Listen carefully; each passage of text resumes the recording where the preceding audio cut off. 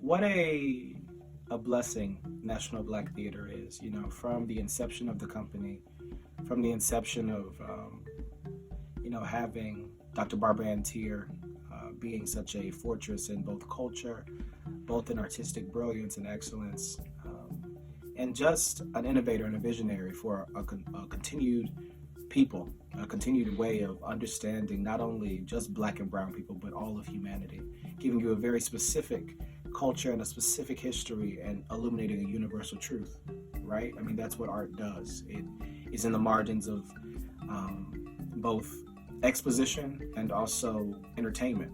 It allows you to open up your molecular structure, your mind and your heart to something that you would have never thought of. And MBT has consistently been doing the work. I, as a baby of Howard University, as an alum of Howard University, where we are taught to be on the front lines of social change, there was by no mistake that MBT was a part of my tapestry immediately while I was at school and also afterwards. And look what it has given me now. It's given me the opportunity to speak up and hold space for myself, not only for my Black or brown folk, but also for my LGBTQIA plus people, for my Southerners, for my gender non-conforming folk, for my disabled, my working class people, my everyone. I have been able to edify and to humble myself to the work because of institutions like National Black Theater. I think that the power of Black art is just understanding that there's no other community of people that have been able to have to tap into restoration, excavation, modification, and also just purification of their spirit and their truth. To be a part of the diaspora. I don't want to be anything else but Black. Never want to do anything else, because I think that even as I continue to think about all the things that I've had to overcome and the things that we have yet to see and the things that my ancestors and my spirit guides and those people that guide me, those spirits that guide me, what a privilege it is and an honor it is to be a part of a community and a people that understand from the jump, just spiritually, organically, that we are a part of something so much bigger, so much brighter, and so much more dynamic. Black art is also just joy and fun and love. I think that Black art is the totality of innovation and imagination, which is where progression and innovation tap in and they meet. It's where we find hope. That's the power of Black art, is that we find hope.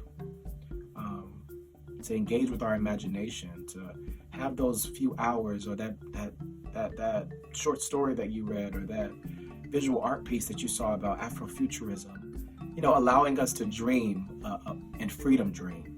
I think that that's the hope of Black art, is to be able to dream freely for Black people. And I don't want to get emotional about that, because that's all we ever want.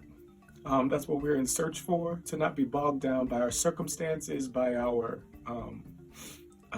what we've had to overcome, but just being joyful and being brilliant and happy and lovely and sexy and passionate.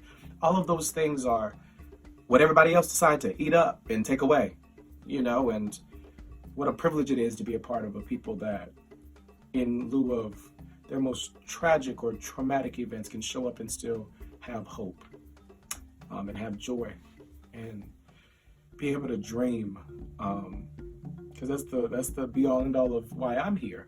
I'm the totality of so many ancestral dreams, and it's overwhelming to think of that, but it's empowering, and it reminds me that I have a lot of work to do. So yeah, that's it. My first off-Broadway production, my Broadway debut, my New York debut was here with Kill Move Paradise. It really just really ignited me to be all of who I can be in pursuit of my place in this world, And last year, unfortunately, my sister was tragically shot and killed during 2020, and that's a very powerful situation, right? The transition of a sister and or a loved one, and to know that MBT has always been my home away from home. it's really, really been incredible to just go back. You know, oftentimes when I feel lost and when the slings and pangs of everything that's going on in my career and the transitions, I go back to MBT for centeredness and for groundedness, because it's a part of who I am. I was an intern first, and then I ended up graduating and becoming a company member with the show that I was in, Kimball Paradise. And then right after that, strangely enough, I got Pose. The creative team came and saw the show, and after I had my audition, but came and saw the show and was just like, oh my God, I didn't know you were in this. We heard so much about it, and it's been ever since. So I'm forever indebted and always grateful to my MBT family, right? Home away from home, because this is really my home.